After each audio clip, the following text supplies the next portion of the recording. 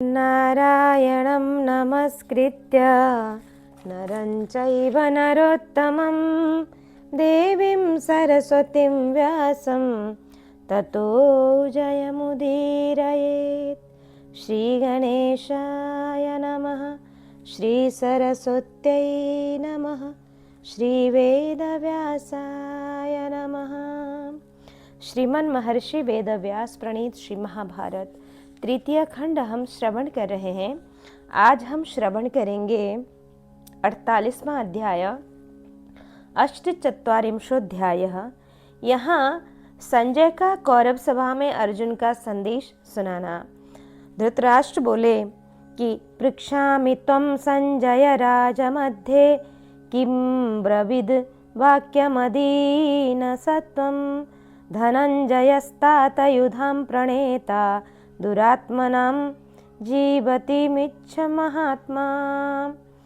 संजय, मैं इन राजाओं के बीच तुमसे यह पूछ रहा हूँ कि अनेक युद्धों के संचालक तथा दुरात्माओं के जीवन का नाश करने वाले उदार हृदय महात्मा अर्जुन ने हमारे लिए कौन सा संदेश भेजा है।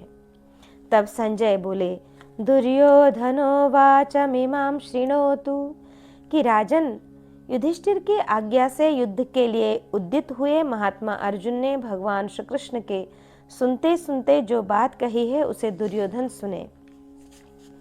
कि अपने बाहुबल को अच्छी तरह जानने वाले धीर वीर किरीटधारी अर्जुन ने भावी युद्ध के लिए उद्यत हो भगवान श्री कृष्ण के समीप मुझसे इस प्रकार कहा है कि संजय, जो काल के गाल में जाने वाला मंद बुद्धि एवं महामूर्ख सदा मेरे साथ युद्ध करने के लिए डींग हाँकता है और हाँकता रहता है, उस कटुभाषी दुरात्मा सूत पुत्र कर्ण को सुनाकर तथा और जो भी लोग राजा लोग पांडवों के साथ युद्ध करने के लिए बुलाए गए हैं, उन सब को सुनाते हुए तुम कौरवों की मंडली में मेरे द्वारा कही हुई सारी बातें मंत्रियों सहित धृतराष्ट्र पुत्र राजा दुर्योधन से इस प्रकार कहना, जिससे वह अच्छी तरह सुन ले। जैसे सब देवता वज्रधारी देवराज इंद्र की बातें सुनना चाहते हैं, निश्चय ही उसी प्रकार समस्त सृंजय और पांडव अर्जुन की मुझसे कही हुई ओज भरी बातें सुन रहे थे। उस समय गांडीवधारी अर्जुन युद्ध के लिए उत्सुक जान पड़ते थे। उनके कमल सदृश नेत्र लाल हो गए थे। उन्होंने इस प्रकार कहा, यदि दुर्योधन अजमेर कुल नंदन महाराज युधिष्ठिर का राज्य नहीं छोड़ता है तो निश्चय ही धृतराष्ट्र के पुत्रों का पूर्व जन्म में किया हुआ कोई ऐसा पाप कर्म प्रकट हुआ है जिसका फल उन्हें भोगना ही पड़ेगा। तभी तो उनका भीमसेन, अर्जुन, नकुल, सहदेव, भगवान श्री कृष्ण अस्त्र शस्त्रों से सुसज्जित सात्यकी, धृष्टद्युम्न, शिखंडी तथा इंद्र के समान तेजस्वी उन महाराज युधिष्ठिर के साथ युद्ध होने वाला है, जो अनिष्ट चिंतन करते ही पृथ्वी तथा स्वर्गलोक को भी भस्म कर सकता है। यदि दुर्योधन चाहता है कि इन सब वीरों के साथ कौरवों का युद्ध हो तो ठीक है, इससे पांडवों का सारा मनोरथ सिद्ध हो जाएगा। तुम केवल पांडवों के लाभ के लिए संधि कराने या आधा राज्य दिलाने की चेष्टा न करना। उस दशा में यदि ठीक समझो तो उससे कह देना, दुर्योधन, तुम युद्ध भूमि में ही उतरो। धर्मात्मा पांडुनंदन युधिष्ठिर ने वन में निर्वासित होकर जिस दुख शैया पर शयन किया है, दुर्योधन अपने प्राणों का त्याग करके उनसे भी अधिक दुखदायिनी और अनर्थकारिणी मृत्यु की अंतिम शैया को ग्रहण करे। अन्याय पूर्वक बर्ताव करने वाले दुरात्मा दुर्योधन को उचित है कि वह लज्जा, ज्ञान, तपस्या, इंद्रिय संयम, शौर्य, धर्म रक्षा आदि गुणों तथा धन के द्वारा कौरव पांडवों पर अधिकार प्राप्त करे। सद्गुणों द्वारा उसके सबके हृदय को जीते। अन्याय से शासन करना संभव है। हमारे महाराज युधिष्ठिर नम्रता, सरलता, तप, इंद्रिय संयम, धर्म रक्षा और बल, इन सभी गुणों से संपन्न है। वे बहुत दिनों से अनेक प्रकार के क्लेश उठाते हुए भी सदा सत्य ही बोलते हैं तथा कौरवों के कपटपूर्ण व्यवहारों तथा वचनों को सहन करते रहते हैं, परंतु अपने मन को शुद्ध एवं संयत रखने वाले ज्येष्ठ पांडव युधिष्ठिर जिस समय उत्तेजित हो अनेक वर्षों से दबे हुए अपने अत्यंत भयंकर क्रोध को कौरवों पर छोड़ेंगे, उस समय जो भयानक युद्ध होगा उसे देखकर दुर्योधन को पछताना पड़ेगा। जैसे ग्रीष्म ऋतु में प्रज्वलित अग्नि सब ओर से धधक उठती है और घास फूस एवं जंगलों को जलाकर भस्म कर देती है, उसी प्रकार क्रोध से तमतमाए हुए युधिष्ठिर दुर्योधन की सेना को अपने दृष्टिपात मात्र से दग्ध कर देंगे। जिस समय दुर्योधन हाथ में गदा लिए रथ पर बैठे हुए भयानक वेग वाले अमरशशील पांडुनंदन भीमसेन को क्रोध रूप विष उगलते देखेगा, उस समय युद्ध के परिणाम को सोचकर उसे महान पश्चाताप करना पड़ेगा। जब भीमसेन कवच धारण करके शत्रु पक्ष के वीरों का नाश करते हुए अपने पक्ष के लोगों के लिए भी अलक्षित हो सेना के आगे आगे तीव्र वेग से बढ़ेंगे और यमराज के समान विपक्षी सेना का संहार करने लगेंगे, उस समय अत्यंत अभिमानी दुर्योधन को मेरी ये बातें याद आएंगी। जब भीमसेन पर्वताकार प्रतीत होने वाले बड़े बड़े गजराजों को गदा के आघात से उनका कुंभस्थल विदीर्ण करके मार गिराएंगे और वे मानो घड़ों से खून उड़ेल रहे हों, इस प्रकार मस्तक से रक्त की धारा बहाने लगेंगे, उस समय दुर्योधन जब यह दृश्य देखेगा तब उसे युद्ध छेड़ने के कारण बड़ा भारी पश्चाताप होगा।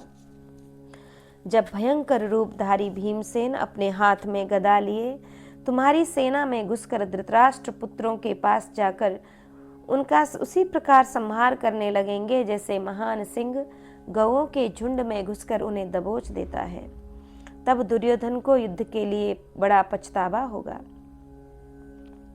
जो भारी से भारी भय आने पर भी निर्भय रहते हैं, जिन्होंने संपूर्ण अस्त्र शस्त्रों की शिक्षा प्राप्त की है तथा जो संग्राम भूमि में शत्रु सेना को रोंद डालते हैं, वे ही आघात से असंख्य रथ समूहों तथा पैदल सैनिकों को मौत के घाट उतारते और छींकों के समान फंदों में पड़े बड़े बड़े नागों को फंसाकर मरे हुए बछड़ों के समान उन्हें बलपूर्वक घसीटते हुए दुर्योधन की सेना को वैसे ही छिन्न भिन्न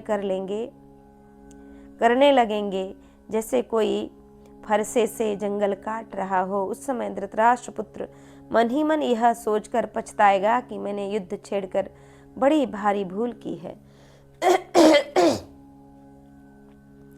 जब दुर्योधन यह देखेगा कि जैसे घास फूस के झोपड़ों का गांव आग से जलकर खाक हो जाता है, उसी प्रकार धृतराष्ट्र के अन्य सभी पुत्र भीमसेन की क्रोधाग्नि से दग्ध हो मेरी विशाल वाहिनी बिजली की सी आग से जली हुई पकी खेती के समान नष्ट हो जाएगी। उसके मुख्य मुख्य वीर मारे गए, सैनिकों ने पीठ दिखा दी, सभी भय से पीड़ित हो रणभूमि से भाग निकले। प्रायः समस्त योद्धा साहस अथवा धृष्टता खो बैठे तथा भीमसेन के अस्त्र शस्त्रों की आग से सब कुछ सुहा हो गया। उस समय उसे युद्ध के लिए बड़ा पछतावा होगा। रथियों में श्रेष्ठ और विचित्र रीति से युद्ध करने वाले नकुल जब दाहिने हाथ में लिए हुए खड्ग से तुम्हारे सैनिकों के मस्तक काट काट कर धरती पर उनके ढेर लगाने लगेंगे और रथी योद्धाओं को यमलोक भेजना प्रारंभ करेंगे, उस समय धृतराष्ट्र पुत्र दुर्योधन युद्ध का परिणाम सोचकर शोक से संतप्त हो उठेगा। सुख भोगने के योग्य वीरवर नकुल ने दीर्घ काल तक वन में रहकर जिस दुख शैया पर शयन किया है, उसका स्मरण करके जब वह क्रोध में भरे हुए विषैले सर्प की भांति विष उगलने लगेगा, उस समय धृतराष्ट्र पुत्र दुर्योधन को युद्ध छेड़ने के कारण पछताना ही पड़ेगा। संजय धर्मराज युधिष्ठिर के द्वारा युद्ध के लिए आदेश पाकर उनके लिए प्राण देने को उद्यत रहने वाले भूमंडल के नरेश जब तेजस्वी रथों पर आरूढ़ होकर कौरव सेना पर आक्रमण करेंगे, उस समय उन्हें देखकर दुर्योधन को युद्ध के लिए अत्यंत पश्चाताप करना पड़ेगा। जो अवस्था में बालक होते हुए भी अस्त्र शस्त्रों की पूर्ण शिक्षा पाकर युद्ध में नव युवकों के समान पराक्रम प्रकाशित करते हैं। द्रौपदी के वे पांचों शूरवीर पुत्र प्राणों का मोह छोड़कर जब कौरव सेना पर टूट पड़ेंगे और कुरुराज दुर्योधन जब उन्हें उस अवस्था में देखेगा, तब उसे युद्ध छेड़ने की भूल के कारण भारी पछताना पड़ेगा। जब सहदेव उत्तम जाति के सुशिक्षित घोड़ों से जुते हुए अपनी इच्छा के अनुकूल चलाने वाले तथा पहियों की धुरी से तनिक भी आवाज न करने वाले रथ पर जो अलात चक्र की भांति घूमने के कारण सोने के गोलाकार तार के समान प्रतीत होता है, आरूढ़ हो अपने बाण समूहों द्वारा विपक्षी राजाओं का मस्तक काट काट गिराने लगेंगे। और इस प्रकार महान भय का वातावरण छा जाने पर रथ पर बैठे हुए अस्त्रवृत्ता सहदेव समर भूमि में डटे रहकर जब सभी दिशाओं में शत्रुओं पर आक्रमण करेंगे, उस दशा में उन्हें देखकर धृतराष्ट्र पुत्र दुर्योधन के मन में युद्ध का परिणाम सोचकर पश्चाताप होगा।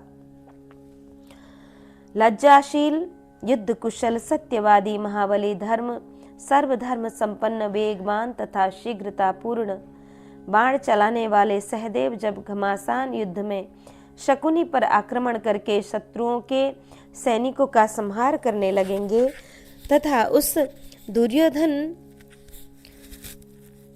महान धनुर्धर शूरवीर अस्त्र विद्या में निपुण तथा रथ युद्ध की कला में कुशल द्रौपदी के पांचों पुत्रों को भयंकर विष वाले विषधर सर्पों की भांति आक्रमण करते देखेगा, तब उसे युद्ध छेड़ने की भूल पर भारी पश्चाताप होगा।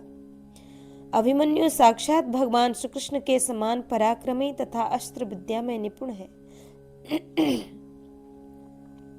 वह शत्रु पक्ष के वीरों का संहार करने में समर्थ है।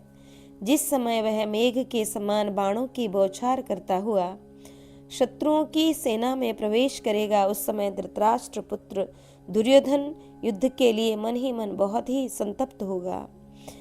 सुभद्रा कुमार अवस्था में यद्यपि बालक हैं, तथापि उसका पराक्रम युवकों के समान है।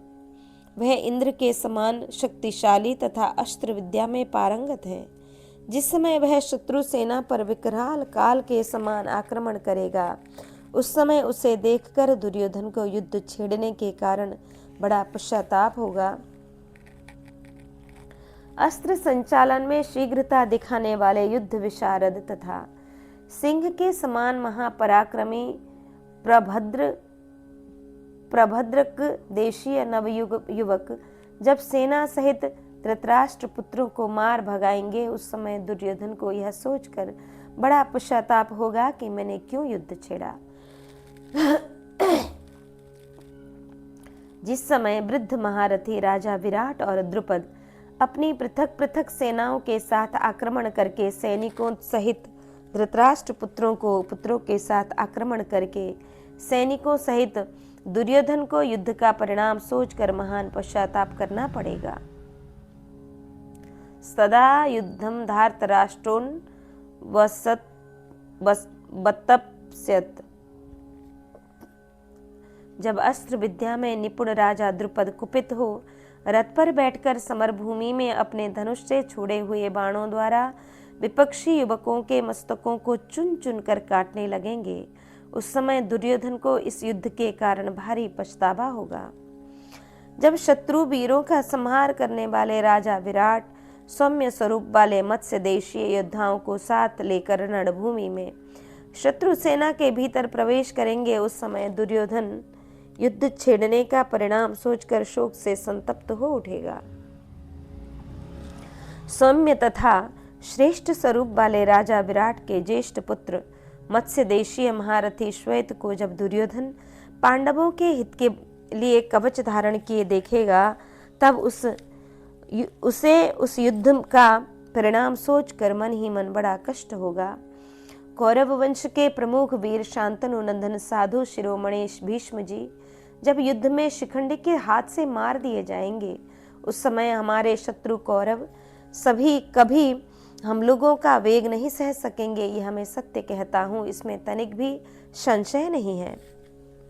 जब शिखंडी अपने रथ की रक्षा के साधनों से संपन्न हो रथियों को चुन चुन कर मारता तथा दिव्य अश्वों द्वारा रथ समूह को रौंदता हुआ रथारूढ़ हो भीष्म पर आक्रमण करेगा, उस समय दुर्योधन को युद्ध छिड़ जाने के कारण बड़ा पश्चाताप होगा।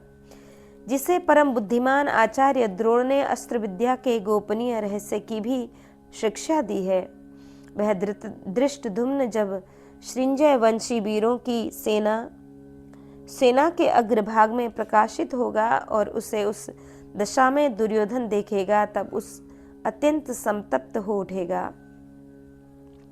जब शत्रुओं का सामना करने में समर्थ अपरिमित शक्तिशाली सेनापति धृष्टद्युम्न अपने बाणों द्वारा धृतराष्ट्र पुत्रों को कुचलता हुआ आचार्य द्रोण पर आक्रमण करेगा, उस समय युद्ध का परिणाम सोचकर दुर्योधन को बहुत ही पछताना पड़ेगा। सोमक वंश का वह प्रमुख वीर धृष्टद्युम्न लज्जाशील, बलवान, बुद्धिमान, मनस्वी तथा वीरोचित स्वभाव से संपन्न है। उसी प्रकार वृष्णि वंश में सिंह के समान महापराक्रमी वीर व सात्विकी जिसके अगुआ हैं, उनके वेग को दूसरे शत्रु कदापि नहीं सह सकते। तुम दुर्योधन से यह भी कह देना कि अब संसार में जीवित रहकर तुम राज्य भोगने की इच्छा न करो। हमने युद्ध के लिए अद्वितीय वीर, महान, बलवान, निर्भय तथा अस्त्र विद्या में निपुण शीनी पौत्र रथारूढ़ सात्विकी को अपना सहायक चुन लिया है।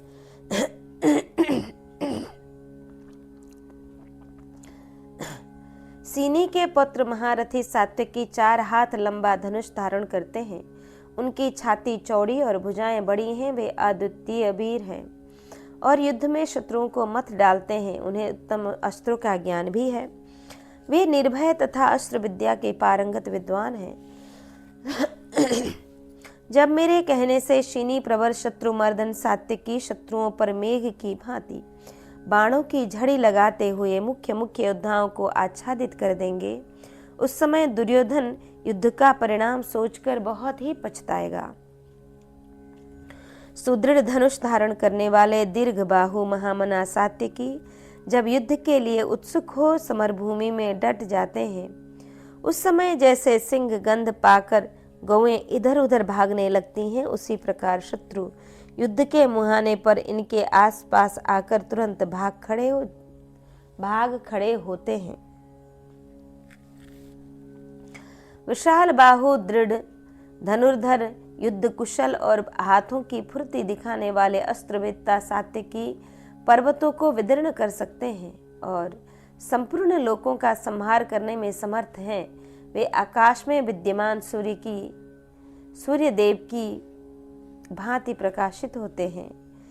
युद्ध निपुण वीर पुरुष जैसे जैसे अस्त्रों की उपलब्धि को प्रशंसा के योग्य मानते हैं, उस सब से तथा समस्त वीरोचित गुणों से पृष्ठ सिंह सात्विकी संपन्न है। उन यदुकुल तिलक को बहुत से उत्तम अस्त्रों का ज्ञान है। उनका वह अस्त्र योग विचित्र, सूक्ष्म और भली भांति अभ्यास में लाया हुआ है। जब युद्ध में मधुवंशी सात्विकी के 4 श्वेत घोड़ों से जुते हुए सुवर्णमय रथ को पापात्मा मंद बुद्धि दुर्योधन देखेगा, तब उसे अवश्य संताप होगा। जब सुवर्ण और मणियों की प्रकाशित होने वाले मेरे भयंकर रथ को जिसमें 4 श्वेत अश्व जुते होंगे, जिस पर वानर ध्वज फहरा रही होगी और तथा साक्षात भगवान श्री कृष्ण जिस पर बैठकर सारथी का कार्य संभालते होंगे, अकृतात्मा मंदबुद्धि दुर्योधन देखेगा, तब उसे बहुत पश्चाताप होगा। महान संग्राम के समय जब मैं गांडीव धनुष की डोरी खींचूंगा, उस समय मेरे हाथों की रगड़ से वज्रपात के समान अत्यंत भयंकर आवाज होगी। मंदबुद्धि दुर्योधन जब गांडीव की उस उग्र टंकार को सुनेगा तथा रणस्थली के अग्रभाग में मेरी बाण वर्षा से फैले हुए अंधकार में इधर उधर भागती हुई गौओं की भांति अपनी सेना को युद्ध के पलायन करती देखेगा, तब दुष्ट सहायकों से युक्त उस दुर्बुद्धि एवं मूढ़ बुद्धि मूढ़ धृतराष्ट्र पुत्र के मन में बड़ा संताप होगा। मेरे गांडीव धनुष की टंकार प्रत्यंचा से छोड़े हुए तीखी धार वाले सुंदर पंखों से युक्त भयंकर बाण समूह, मेघ से निकलती हुई अत्यंत भयानक विद्युत की चिंगारियों के समान जब युद्ध भूमि में शत्रुओं पर पड़ेंगे और उनकी हड्डियों को काटते तथा मर्मस्थान को विदीर्ण करते हुए, साथ ही कितने ही घोड़े हाथियों से तथा कवचधारी योद्धाओं के प्राण लेना प्रारंभ करेंगे, उस समय जब धृतराष्ट्र पुत्र दुर्योधन यह सब देखेगा तब युद्ध छेड़ने की भूल के कारण वह बहुत पछताएगा। युद्ध में दूसरे योद्धा जो बाण चलाएंगे उन्हें मेरे बाण काट टक्कर लेकर पीछे लौटा देंगे। साथ ही मेरे दूसरे बाण शत्रुओं के सरसमूह को तिर्यक भाव से सिद्ध करके टुकड़े टुकड़े कर डालेंगे। जब मंद बुद्धि दुर्योधन यह सब देखेगा तब उसे युद्ध छेड़ने के कारण बड़ा पश्चाताप होगा। जब मेरे बाहुबल से छुटे हुए विपाट नामक बाण युवक योद्धाओं के मस्तकों को उसी प्रकार काट काट कर ढेर लगाने लगेंगे जैसे पक्षी वृक्षों की अग्रभाग से फल गिराकर उनके ढेर लगा देते हैं। उस समय यह सब देखकर दुर्योधन को बड़ा पश्चाताप होगा। जब दुर्योधन देखेगा कि उसके रथों से बड़े बड़े गजों के और घोड़ों की पीठ पर से असंख्य योद्धा मरे, तब उसे युद्ध के लिए भारी पछताना पड़ेगा। दुर्योधन को जब यह दिखाई देगा कि उसके दूसरे भाई शत्रुओं की बाण वर्षा के निकट न जाकर उसे दूर से ही देखकर अदृश्य हो रहे हैं, युद्ध में कोई पराक्रम नहीं कर पा रहा है, तब वह लड़ाई छिड़ते समय मन ही मन बहुत पछताएगा। जब मैं सहायकों की अविच्छिन्न बाण वर्षा से मुख फैलाए हुए खड़े हुए काली की भांति अपने प्रज्वलित बाणों की बौछार से शत्रु के झुंड पैदलों तथा रथियों के समूह को छिन्न भिन्न करने लगूंगा, उस समय मंद बुद्धि दुर्योधन को बड़ा पश्चाताप होगा। मंद बुद्धि धृतराष्ट्र पुत्र जब यह देखेगा कि संपूर्ण दिशाओं में दौड़ने वाले मेरे रथ के द्वारा उड़ाई हुई धूलि से आच्छादित हो उसकी सारी सेना धराशायी हो रही है और मेरे गांडीव धनुष से छुटे हुए बाणों द्वारा उसके मस्तक सैनिक भिन्न भिन्न कर डालते हैं, तब उसे बड़ा पछताना पड़ेगा। दुर्योधन अपनी आंखों यह देखेगा कि उसकी सारी सेना भय से भागने लगी है और उसको यह भी नहीं सूझता कि किस दिशा की ओर जाऊं। कितने ही योद्धाओं के अंग प्रत्यंग छिन्न भिन्न हो गए हैं, समस्त सैनिक अचेत हो रहे हैं, हाथी घोड़े तथा वीराग्रगण्य नरेश मारे डाले गए हैं, सारे वाहन थक गए हैं और सभी योद्धा प्यास तथा भय से पीड़ित हो रहे हैं। बहुतेरे सैनिक आर्त स्वर से रो रहे हैं, कितने ही मारे गए और मारे जा रहे हैं। बहुतों के केश अस्थि तथा कपाल समूह सब और बिखरे पड़े हैं, मानो विधाता का यथार्थ निश्चित विधान हो। इस प्रकार यह सब कुछ होकर ही रहेगा। यह सब देखकर उस समय मंद बुद्धि दुर्योधन के मन में बड़ा पश्चाताप होगा। जब धृतराष्ट्र पुत्र दुर्योधन रथ पर मेरे गांडीव धनुष को, सारथी भगवान श्री कृष्ण को, उनके दिव्य पांचजन्य शंख को, रथ में जुते हुए दिव्य घोड़ों को, बाणों से भरे हुए 2 अक्षय तुणीर को, मेरे देवदत्त नामक शंख को और मुझे भी देखेगा, उस समय युद्ध का परिणाम सोचकर उसे बड़ा संताप होगा। जिस समय युद्ध के लिए एकत्र हुए इन डाकुओं के दलों का संहार करके प्रलय काल के पश्चात युगांतर उपस्थित करता हुआ मैं अग्नि के समान प्रज्वलित होकर कौरवों को भस्म करने लगूंगा, उस समय पुत्रों सहित महाराज धृतराष्ट्र को बड़ा संताप होगा। सदा क्रोध के वश में रहने वाला अल्प बुद्धि मूढ़ दुर्योधन जब भाई भृत्यगण तथा सेनाओं सहित ऐश्वर्य से भ्रष्ट एवं आहत होकर कांपने लगेगा, उस समय सारा घमंड चूर चूर हो जाने पर उसे अपने कुकृत्यों के लिए बड़ा पश्चाताप होगा। एक दिन की बात है, मैं पूर्व काल में संध्या बंदन एवं गायत्री जप करके आचमन करने के पश्चात बैठा हुआ था। उस समय एक ब्राह्मण ने आकर एकांत में मुझसे यह कहा, यह मधुर वचन कहा कि कुंती नंदन, तुम्हें दुष्कर कर्म करना है। सब्यसाचिन, तुम्हें अपने शत्रुओं के साथ युद्ध करना होगा। बोलो क्या चाहते हो? इंद्र उच्चैश्रवा घोड़े पर बैठकर वज्र हाथ में लिए तुम्हारे आगे समर भूमि में शत्रुओं का नाश करते हुए चले, अथवा सुग्रीव आदि अश्व से जुते हुए रथ पर बैठकर वसुदेव नंदन भगवान श्री कृष्ण पीछे की ओर से तुम्हारी रक्षा करें। उस समय मैंने वज्रपाणी इंद्र को छोड़कर इस युद्ध में भगवान श्री कृष्ण को अपना सहायक चुना था। इस प्रकार इन डाकुओं के वध के लिए मुझे श्री कृष्ण मिल गए हैं। मालूम होता है देवताओं ने ही मेरे लिए ऐसी व्यवस्था कर रखी है। भगवान श्री कृष्ण युद्ध न करके मन से भी जिस पुरुष की विजय का अभिनंदन करेंगे, वह अपने समस्त शत्रुओं को भले ही वे इंद्र आदि देवता ही क्यों न हो पराजित कर देता है। फिर मनुष्य शत्रु के लिए तो चिंता ही क्या है। जो युद्ध के द्वारा अत्यंत शौर्य संपन्न तेजस्वी वसुदेव नंदन भगवान श्री कृष्ण को जीतने की इच्छा करता है, वह अनंत अपार जलनिधि समुद्र को दोनों बाहों से तैरकर पार करना चाहता है। जो अत्यंत विशाल प्रस्तर राशि पूर्ण श्वेत कैलाश पर्वत को हथेली से मारकर विदीर्ण करना चाहता है, उस मनुष्य का नख सहित हाथ ही छिन्न भिन्न हो जाएगा।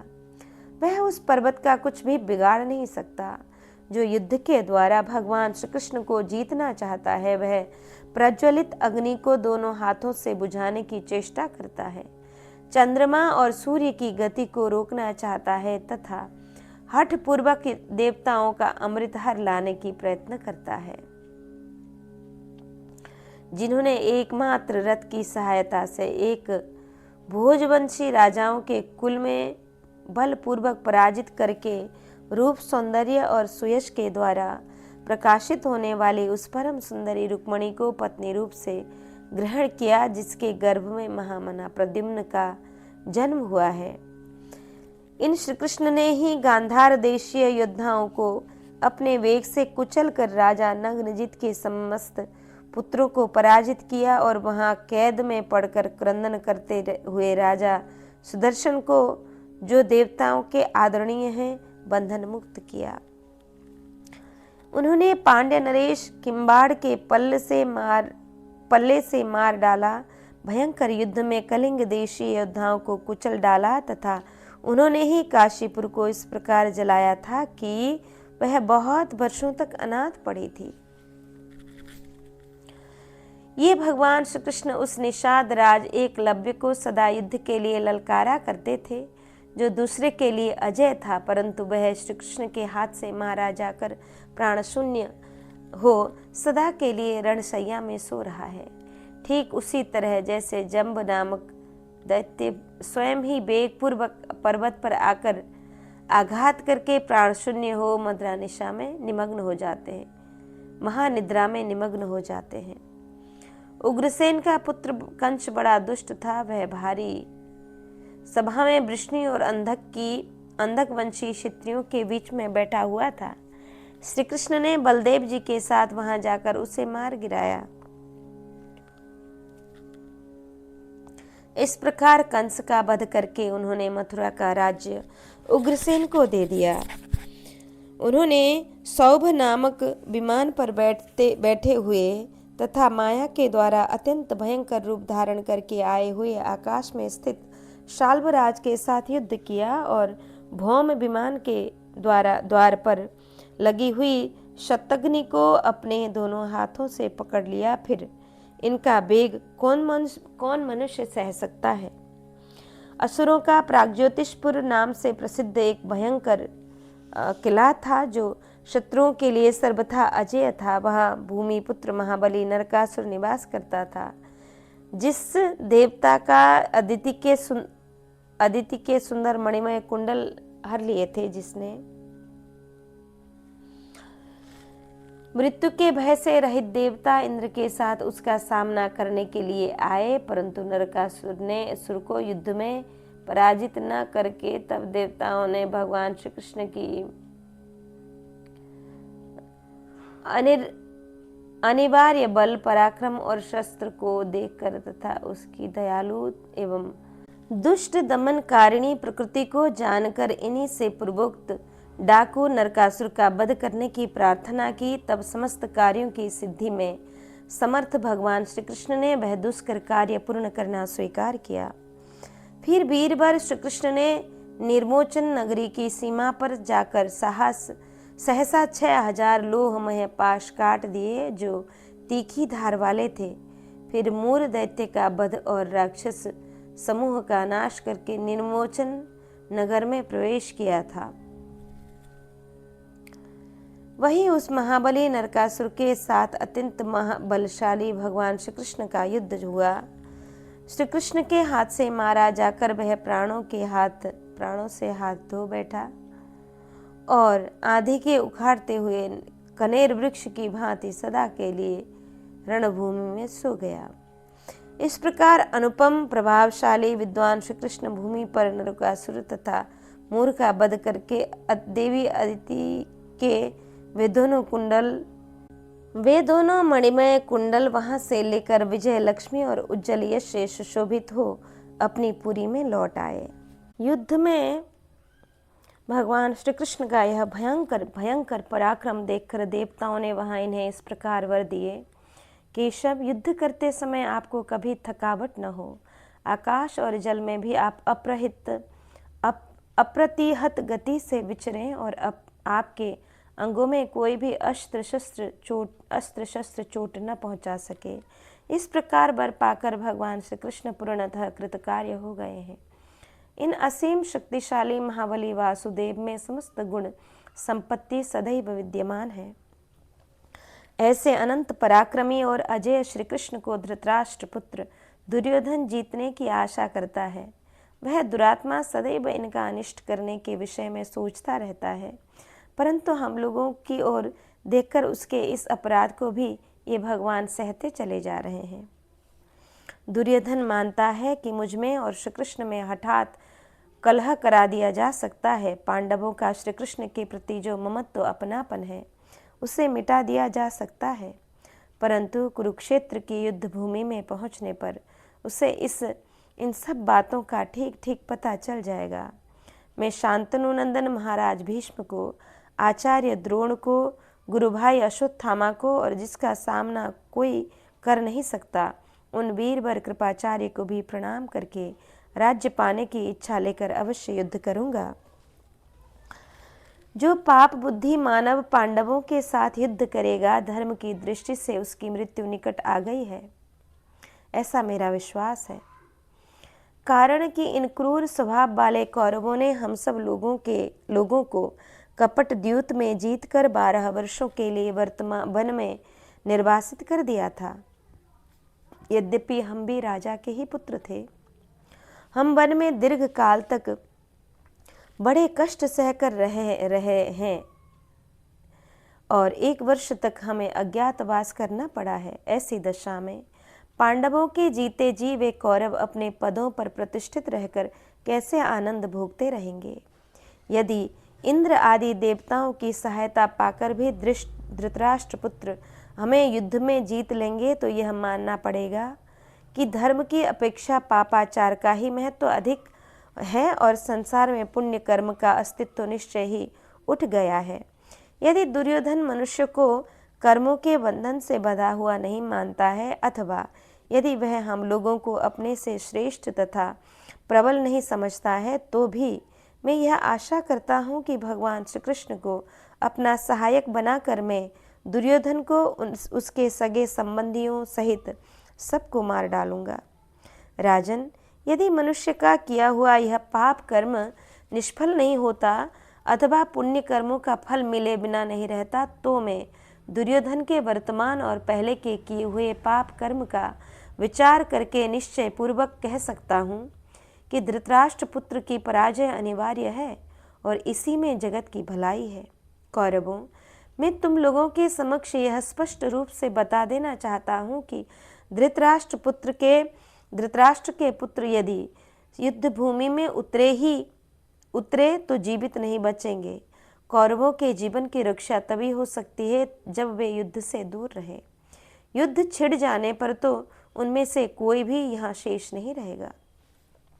मैं कर्ण सहित धृतराष्ट्र पुत्रों का वध करके कुरुदेश का संपूर्ण राज्य जीत लूंगा, अतः तुम्हारा जो जो कर्तव्य शेष हो उसे पूरा कर लो। अपने वैभव के अनुसार प्रियतमा पत्नियों के साथ सुख भोग लो और अपने शरीर के लिए जो भी अभिष्ट भोग हो उनका उपभोग कर लो। हमारे पास कितने ही ऐसे वृद्ध ब्राह्मण विद्यमान हैं जो अनेक शास्त्रों के विद्वान, सुशील, उत्तम कुल में उत्पन्न, वर्ष के शुभाशुभ फलों को जानने वाले, ज्योतिष शास्त्र के मर्मज्ञ तथा ग्रह नक्षत्रों के योग फल का निश्चित रूप से ज्ञान रखने वाले हैं। वे दैव संबंधी उन्नति एवं अवनति के फलदायक रहस्य बता सकते हैं, प्रश्नों के अलौकिक ढंग से उत्तर देते हैं जिससे भविष्य घटनाओं का ज्ञान हो जाता है।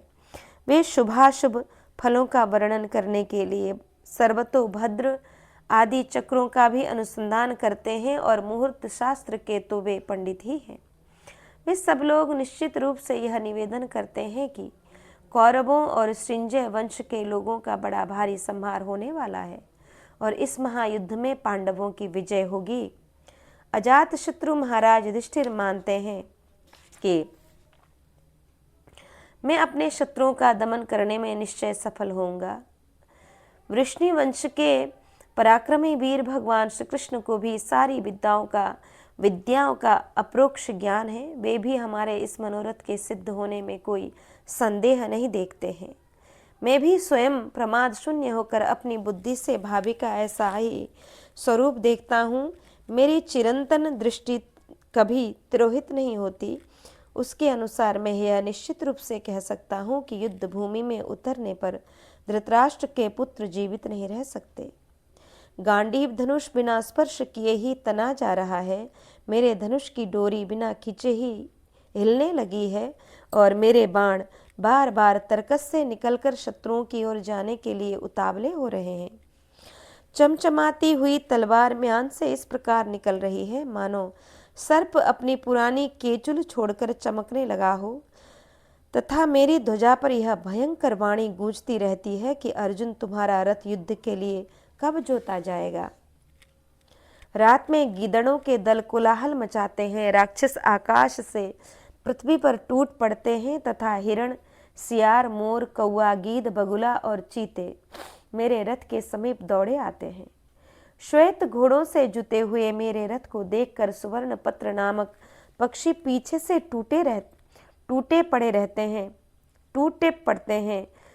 उससे जान पड़ता है मैं अकेला बाणों की वर्षा करके समस्त राजाओं और योद्धाओं को यमलोक में पहुंचा दूंगा। जैसे गर्मी में प्रज्वलित हुई आग वन को जलाने लगती है, तब किसी भी वृक्ष को बाकी नहीं छोड़ती, उसी प्रकार में शत्रुओं के वध के लिए सुसज्जित हो अस्त्र संचालन की विभिन्न रीतियों का आश्रय ले स्थूणा, कर्ण, महान, पाशुपतास्त्र, ब्रह्मास्त्र तथा जिसे इंद्र ने मुझे दिया था उस इंद्रास्त्र का भी प्रयोग करूंगा और वेगशाली बाणों की वर्षा करके इस युद्ध में किसी को भी जीवित नहीं छोड़ूंगा। ऐसा करने पर ही मुझे शांति मिलेगी। संजय, तुम उनसे स्पष्ट कह देना कि मेरा यह दृढ़ और उत्तम निश्चय है। सूत, जो पांडव समरभूमि में इंद्र आदि समस्त देवताओं को भी पाकर उन्हें पराजित किए बिना नहीं रहेंगे, उन्हें हम पांडवों के साथ युद्ध दुर्योधन हठ पूर्वक युद्ध कराना चाहता है। इसका मोह तो देखो। फिर भी मैं चाहता हूँ कि बूढ़े पितामह शांतनु नंदन भीष्म, कृपाचार्य, द्रोणाचार्य, अश्वत्थामा और बुद्धिमान विदुर, ये सब लोग मिलकर जैसा कहें वही हो, समस्त कौरव दीर्घायु बने रहे। शम्पायन जी कहते हैं, भारत एकत्र हुए उन समस्त राजाओं की मंडली में शांतनु नंदन भीष्म ने दुर्योधन से यह बात कही कि बृहस्पतिश्चोषणा च ब्रह्मण पर्युपस्थितौ मरुतस्य सहेन्द्रेण वसवश्चाग्निना सह। एक समय की बात है, बृहस्पति और शुक्राचार्य ब्रह्मा जी की सेवा में उपस्थित हुए। उनके साथ इंद्र सहित मरुदगण, अग्नि, वसुगण, आदित्य, साध्य, सप्तर्षि, विश्वावसु, गंधर्व और श्रेष्ठ अप्सराएं भी वहां मौजूद थीं। ये सब देवता संसार के बड़े बूढ़े पितामह ब्रह्मा जी के पास गए और उन्हें प्रणाम करने के पश्चात उन लोकेश्वर को सब ओर से घेर कर बैठ गए। उसी समय पुरातन देवता नर नारायण ऋषि उधर से आ निकले और अपनी कांति तथा ओज से उन सब के चित्त और तेज का अपहरण सा करते हुए उस स्थान को लांग कर चले गए। यह देख बृहस्पति जी ने ब्रह्मा जी से पूछा, पितामह, ये दोनों कौन हैं जिन्होंने आपका अभिनंदन भी नहीं किया? हमें इनका परिचय दीजिए। ब्रह्मा जी बोले, बृहस्पति, ये जो दोनों महान शक्तिशाली तपस्वी पृथ्वी और आकाश को प्रकाशित करते हुए हम लोगों का अतिक्रमण करके आगे बढ़ गए हैं, नर और नारायण हैं। ये अपने तेज से प्रज्वलित और कांति से प्रकाशित हो रहे हैं। इनका धैर्य और पराक्रम महान है। ये अपनी तपस्या से अत्यंत प्रभावशाली होने के कारण भूलोक से ब्रह्मलोक में आए हैं। इन्होंने अपने सत्कर्मों से निश्चय ही संपूर्ण लोकों का आनंद बढ़ाया है। ब्राह्मण, ये दोनों अत्यंत बुद्धिमान और शत्रुओं को संताप देने वाले हैं। इन्होंने एक होते हुए भी असुरों का विनाश करने के लिए 2 शरीर धारण किए हैं। देवता और गंधर्व सभी इनकी पूजा करते हैं। वैशंपायन जी कहते हैं, जगामा शक्रस्तश्चुत्वा यत्र तौ तेजतुस्तपः सार्धम देवगणम गणैः सर्वैर बृहस्पति पुरोगमयि। जन्मेजय ब्रह्मा जी की यह बात सुनकर इंद्र, बृहस्पति आदि सब देवताओं के साथ उस स्थान पर गए जहां उन दोनों ऋषियों ने तपस्या की थी। उन दिनों देवासुर संग्राम उपस्थित था और उसमें देवताओं को महान भय प्राप्त हुआ था। अतः उन्होंने उन दोनों महात्मा नर नारायण से वरदान मांगा। भरत श्रेष्ठ, देवताओं की प्रार्थना सुनकर उस समय उन दोनों ऋषियों ने इंद्र से कहा, तुम्हारी जो इच्छा हो उसके अनुसार वर मांगो। तब इंद्र ने उनसे कहा, भगवान, आप हमारी सहायता करें।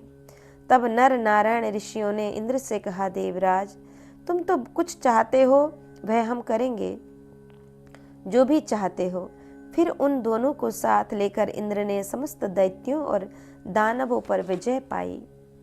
एक समय शत्रुओं को संताप देने वाले नर स्वरूप अर्जुन ने युद्ध में इंद्र से शत्रुता रखने वाले सैकड़ों और हजारों पौलोम एवं कालखंज नामक दानवों का संहार किया। उस समय ये नर स्वरूप अर्जुन सब ओर चक्कर लगाने वाले रथ पर बैठे हुए थे, तो भी इन्होंने सबको अपना ग्रास बनाने वाले जंब नामक असुर का मस्तक अपने एक भल्ल से काट गिराया। उन्होंने ही संग्राम में 60,000 निवात कवचों को पराजित करके समुद्र के उस पार बसे हुए दैत्यों के हिरण्यपुर नामक नगर को तहस नहस कर डाला था। शत्रुओं के नगर पर विजय पाने वाले इन महाबाहु अर्जुन ने खांडव दाह के समय इंद्र सहित समस्त देवताओं को जीतकर अग्निदेव को पूर्णतः तृप्त किया था।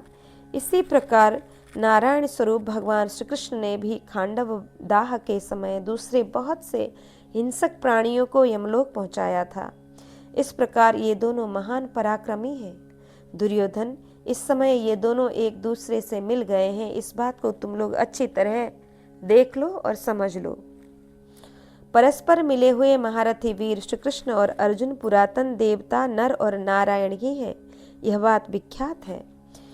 इस मनुष्य लोक में इन्हें इंद्र सहित संपूर्ण देवता और असुर भी नहीं जीत सकते। ये श्री कृष्ण नारायण हैं और अर्जुन नर माने गए हैं। नारायण और नर दोनों एक ही सत्ता हैं, परंतु लोकहित के लिए 2 शरीर धारण करके प्रकट हुए हैं। ये दोनों अपने सत्कर्म के प्रभाव से अक्षय एवं ध्रुवलोक को व्याप्त करके स्थित हैं। लोकहित के लिए जब जब जहाँ जहाँ युद्ध का अवसर आता है तब तब वहाँ ये बार बार अवतार ग्रहण करते हैं।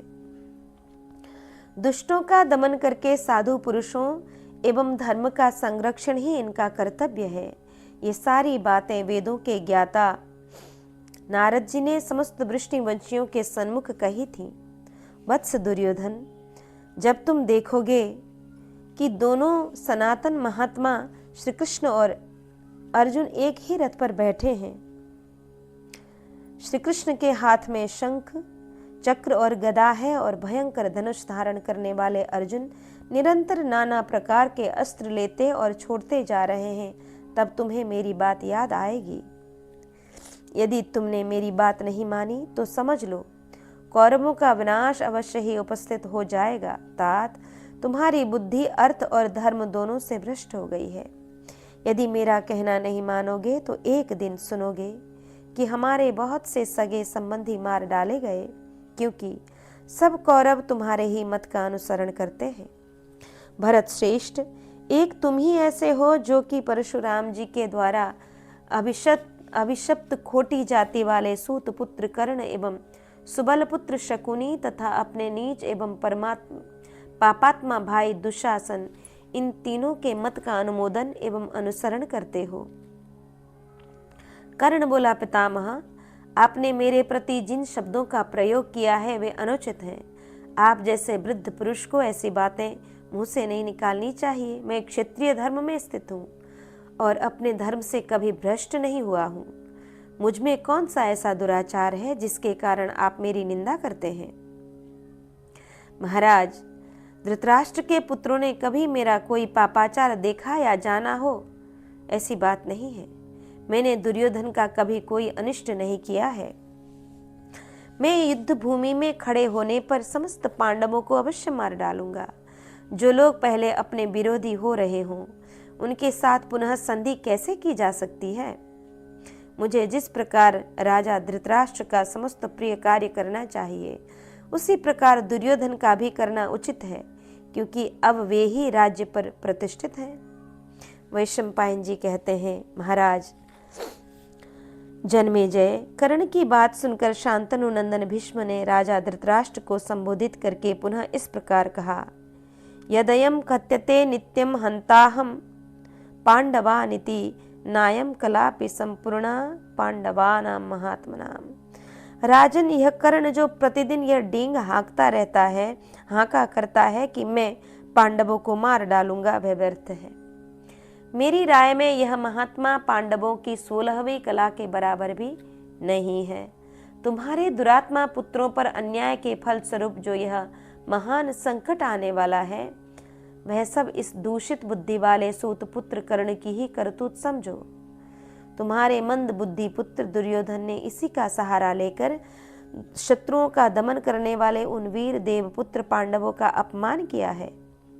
आज से पहले समस्त पांडवों ने मिलकर अथवा उनमें से एक एक ने अलग अलग जैसे जैसे दुष्कर पराक्रम किए हैं, वैसा कौन सा कठिन पुरुषार्थ इस सूतपुत्र ने पहले कभी किया है? जब विराट नगर में अर्जुन ने अपना पराक्रम दिखाते हुए इसके सामने ही इसके प्यारे भाई को मार डाला था, तब इसने सब कुछ अपनी आंखों से देखकर भी अर्जुन का क्या बिगाड़ लिया? जब धनंजय ने अकेले ही समस्त कौरवों पर आक्रमण किया और सबको मूर्छित करके उनके वस्त्र छीन लिए थे, उस समय यह कर्ण क्या कहीं परदेश चला गया था? घोष यात्रा के समय जब गंधर्व लोग तुम्हारे पुत्र को कैद करके लिए जा रहे थे, उस समय यह सूत पुत्र कहाँ था, जो इस समय सांड की तरह डकार रहा है? वहां भी तो महात्मा भीमसेन, अर्जुन और नकुल सहदेव ने ही मिलकर उन गंधर्वों को परास्त किया था। भरत श्रेष्ठ, तुम्हारा भला हो। यह कर्ण व्यर्थ ही शेखी बघारता रहता है। इसकी कही हुई बहुत सी बातें इसी तरह झूठी हैं। यह तो धर्म और अर्थ दोनों का ही लोप करने वाला है। भीष्म जी की यह बात सुनकर महामना द्रोणाचार्य ने समस्त राजाओं के मध्य में उनकी प्रशंसा करते हुए राजा धृतराष्ट्र से इस प्रकार कहा, नरेश्वर, भरतकुल तिलक भीष्म जी ने जो कहा है वही कीजिए। जो लोग अर्थ और काम के लोभी हैं, उनकी बातें आपको नहीं माननी चाहिए। मैं तो युद्ध से पहले पांडवों के साथ संधि करना ही अच्छा समझता हूँ। अर्जुन ने जो बात कही है और संजय ने उनका जो संदेश यहाँ सुनाया है, मैं वह सब जानता और समझता हूँ। पांडुनंदन अर्जुन वैसा करके ही रहेंगे। तीनों लोक में अर्जुन के समान कोई धनुर्धर नहीं है। द्रोणाचार्य और भीष्म जी की बातें सार्थक और सारगर्भित थीं, तथापि उनकी अवहेलना करके राजा धृतराष्ट्र पुनः संजय से पांडवों का समाचार पूछने लगा। जब राजा धृतराष्ट्र ने भीष्म और द्रोणाचार्य से भी अच्छी तरह वार्तालाप नहीं किया, तभी समस्त कौरव अपने जीवन से निराश हो गए। धृतराष्ट्र ने पूछा कि किसमो पांडवो राजा धर्मपुत्रोऽभ्यभाषतः श्रुतेहं बहुला सेना प्रत्यर्थम न समागतः। संजय, हमारी प्रसन्नता और सहायता के लिए यहाँ हस्तिनापुर में बहुत सी सेना एकत्र हो गई है। यह समाचार सुनकर पांडवराज धर्मपुत्र युधिष्ठिर ने क्या कहा? सूत, भविष्य में होने वाले युद्ध के लिए उद्यत होकर राजा युधिष्ठिर कैसी तैयारियां कर रहे हैं, उनके भाइयों और पुत्रों में से कौन कौन से लोग उनसे किसी कार्य के लिए आज्ञा पाने की इच्छा से उनका मुंह जोहते रहते हैं। युधिष्ठिर धर्म के ज्ञाता हैं और धर्म के आचरण में सदा तत्पर हैं। मेरे मंद बुद्धि पुत्रों ने अपने कपटपूर्ण बर्ताव से उन्हें कुपित कर दिया है। वहाँ कौन कौन ऐसे हैं जो उन्हें बारंबार शांत करने की सलाह देकर युद्ध से रोकते हैं? तब संजय ने कहा, राजो मुखमुदीक्ष्यन्ते पांचालः पांडवैः सह युधिष्ठिरस्य भद्रं ते सवारननुशास्तिश्च। महाराज, आपका कल्याण हो। पांचाल और पांडव सभी राजा युधिष्ठिर के मुख की ओर देखते रहते हैं और वे उन सबको विभिन्न कार्यों के लिए आज्ञा देते हैं। जब कुंती पुत्र युधिष्ठिर सामने आते हैं, तब पांडवों तथा पांचालों के रथ समूह पृथक पृथक श्रेणियों में खड़े होकर उनका अभिनंदन करते हैं। जैसे आकाश उदय काल में उद्दीप्त तेजस्वी सूर्यदेव का अभिनंदन करता है, उसी प्रकार मानो तेज के पुंज का उदय होता हो, इस तरह दिखाई देने वाले कुंती नंदन युधिष्ठिर का समस्त पांचाल गण अभिनंदन करते हैं। ग्वालियर और गडरियों से लेकर पांचाल केके और मत्स्य देशों के राजवंश तक सभी लोग पांडुपुत्र युधिष्ठिर का सम्मान करते हैं। ब्राह्मणों, क्षत्रियों तथा वैश्यों की कन्याएं भी खेलती खेलती युद्ध के लिए सुसज्जित युधिष्ठिर को देखने के लिए उनके पास आ जाती हैं। धृतराष्ट्र ने पूछा, संजय बताओ, पांडव लोग धृष्टद्युम्न की सेना तथा अनान्य सोमक वंशियों की विशाल वाहिनी के सिवा और किस किस की सहायता पाकर हम लोगों के साथ युद्ध करने को उद्यत हुए हैं? वैशंपायन जी कहते हैं, जन्मेजय, कौरवों की सभा में राजा धृतराष्ट्र के इस प्रकार पूछने पर संजय बारंबार लंबी सांस खींचते हुए दीर्घ काल तक गहरी चिंता में निमग्न से हो गए और सहसा बिना किसी विशेष कारण के ही वे मूर्छित होकर गिर पड़े। तब विदुर जी ने उस सभा में धृतराष्ट्र से कहा, महाराज, ये मूर्छित होकर धरती पर गिर पड़े हैं। इनकी बुद्धि और चेतना लुप्त सी हो रही है, अतः अभी कुछ बोल नहीं सकते। धृतराष्ट्र बोले, निश्चय ही संजय ने महारथी कुंती पुत्रों को देखा है। जान पड़ता है उन पुरुष सिंह पांडवों ने इसके मन को अत्यंत उद्विग्न कर दिया है। वैशंपायन जी कहते हैं, जन्मेजय, इतने में ही संजय को चेत हो आया और वे आश्वस्त होकर कौरव सभा में धृतराष्ट्र से बोले, राजेंद्र, मैंने महारथी कुंती पुत्रों का दर्शन किया है। वे अज्ञातवास के समय मत्स्य नरेश विराट के घर में छिपकर रहने के कारण अत्यंत दुबले हो गए हैं। महाराज, पांडवों ने जिन लोगों की सहायता पाकर युद्ध के लिए तैयारी की है, उनका परिचय देता हूँ, सुनिए।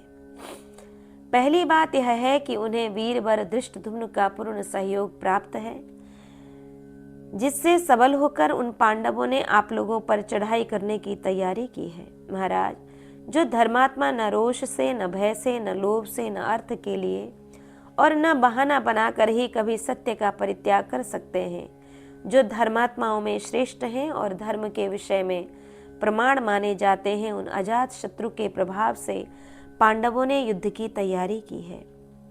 बाहुबल में जिनकी समानता करने वाला इस भूमंडल में दूसरा कोई नहीं है, जिन्होंने केवल धनुष धारण करके युद्ध में काशी, अंग, मगध और कलिंग आदि देशों के समस्त भूपालों को जीतकर अपने वश में कर लिया था, उन भीमसेन के बल से पांडवों ने आप लोगों पर आक्रमण करने का उद्योग आरंभ किया है।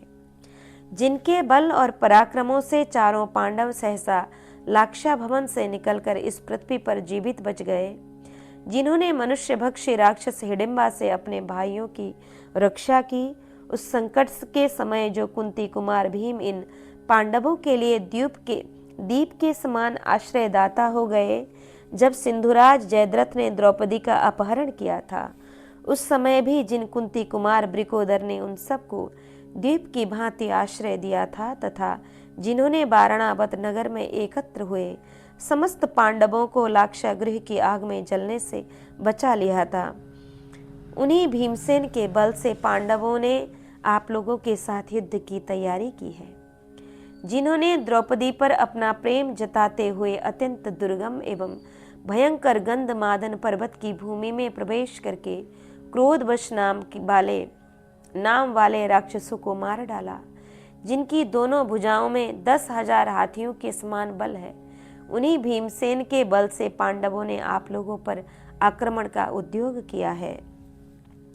जिन वीर शिरोमणि ने पहले केवल भगवान श्री कृष्ण के साथ जाकर अग्निदेव की तृप्ति के लिए पराक्रम करके अपने साथ युद्ध करने वाले देवराज इंद्र को भी पराजित कर दिया, जिन्होंने युद्ध के द्वारा पर्वत पर शयन करने वाले तथा हाथों में त्रिशूल लिए रहने वाले साक्षात देवाधिदेव महादेव उमापति को भी संतुष्ट किया था तथा जिन धनुर्धर वीर ने समस्त लोकपालों को भी हराकर अपने वश में कर लिया, उन्हीं अर्जुन के बल पर पांडव लोग युद्ध में आप लोगों से भिड़ने को तैयार हैं। कुरुनंदन, जिन्होंने सहस्त्रों म्लेच्छों से भरी हुई पश्चिम दिशा को जीतकर अपने अधीन कर लिया था, वे विचित्र रीति से युद्ध करने में कुशल योद्धा नकुल उधर से युद्ध के लिए तैयार खड़े हैं। माद्री कुमार नकुल महान धनुर्धर और अत्यंत दर्शनीय वीर हैं, उनके बल से पांडवों ने आप लोगों पर आक्रमण की तैयारी की है। जिन्होंने युद्ध में काशी, अंग, मगध तथा कलिंग देश के राजाओं को पराजित किया है, उन वीरवर सहदेव के बल से पांडव आप लोगों से भिड़ने के लिए तैयार हुए हैं। राजन, इस भूमंडल में अश्वत्थामा, धृष्टकेतु, रुक्मी तथा प्रद्युम्न ये 4 पुरुष ही बल और पराक्रम में जिनकी समानता कर सकते हैं, जो माद्री को पराक्रम में जिनकी समानता कर सकते हैं, जो माद्री को आनंद प्रदान करने वाले तथा पांडवों में सबसे छोटे हैं, उन नरश्रेष्ठ वीर सहदेव के साथ आप लोगों का महान विनाशकारी युद्ध होने वाला है। भरत श्रेष्ठ, पूर्व काल में काशीराज की जिस सती साध्वी कन्या अंबा ने भीष्म जी के वध की इच्छा से घोर तपस्या की थी, वही मृत्यु के पश्चात पांचाल राज द्रुपद की पुत्री होकर उत्पन्न हुई, परंतु दैववश वह फिर पुरुष हो गई। वह वीर पांचाल कुमार स्त्री और पुरुष दोनों शरीर के गुण और अवगुण को जानता है। कौरवों, वह द्रुपद कुमार युद्ध में उन्मत्त होकर लड़ने वाला है। उसने कलिंग देशीय क्षत्रियों को पराजित किया था। उस अस्त्रवेत्ता वीर का नाम शिखंडी है, जिसके बल पर पांडवों ने आप लोगों से युद्ध की तैयारी की है, जिसे स्थूणाकर्ण यक्ष ने पुरुष बना दिया था। स्थूणाकर्ण यक्ष ने पुरुष बना दिया था। भीष्म के वध की इच्छा रखने वाले उस भयंकर एवं महान धनुर्धर शिखंडी के बल पर पांडव आपसे युद्ध करने को उद्यत हैं, तैयार हैं। के देश के 5 राजकुमार जो परस्पर भाई हैं, सदा कवच बांधे युद्ध के लिए उद्यत रहते हैं। वे महामना धनुर्धर शूरवीर हैं, उनके बल पर पांडवों ने आप लोगों से युद्ध की तैयारियां की हैं। जिनकी बड़ी बड़ी भुजाएं हैं, जो बड़ी शीघ्रता से अस्त्र संचालन करते हैं तथा जो धीर एवं सत्य पराक्रमी हैं, उन वृष्णिवीर सात्विकी के साथ आप लोगों का संग्राम होने वाला है। जो अज्ञातवास के समय महात्मा पांडवों के आश्रयदाता थे। उन राजा विराट के साथ ही आप लोगों का युद्ध होगा। कापी देश के अधिपति महारथी नरेश जो वाराणसी पुरी में रहते हैं, पांडवों की ओर से युद्ध करने को तैयार है। उनको साथ लेकर पांडव आप लोगों पर आक्रमण करने को तैयार है। द्रौपदी के महामना पुत्र देखने में बालक होने पर भी समर भूमि में दुर्जय हैं। उन्हें छेड़ना विषधर सर्पों को छू लेने के समान है। उनके बल पर भी पांडव आप लोगों से भिड़ने की तैयारियां कर रहे हैं। मैं जो पराक्रम में भगवान श्री कृष्ण के समान और इंद्रिय संयम में युधिष्ठिर के तुल्य है, उन अभिमन्यु को साथ लेकर पांडवों ने आप लोगों से युद्ध की तैयारी की है। जिसके पराक्रम की कहीं तुलना नहीं है। शिशुपाल का वह महारथी पुत्र महायशस्वी दृष्टकेतु समर भूमि में कुपित होने पर शत्रुओं के लिए दुस्सह हो उठता है। उस चेदिराज के साथ पांडव लोग आप पर आक्रमण करने की तैयारियां कर रहे हैं। उसने एक अक्षयणी सेना के साथ आकर पांडवों का पक्ष ग्रहण किया है। जैसे इंद्र देवताओं के आश्रयदाता हैं, उसी प्रकार जो पांडवों को शरण देने वाले हैं, उन भगवान वासुदेव के साथ पांडवों ने आप पर आक्रमण करने की तैयारी की है। भरत श्रेष्ठ, चेदिराज के भाई शरभ अपने अनुज कर्कश के साथ पांडवों की सहायता के लिए आए हैं।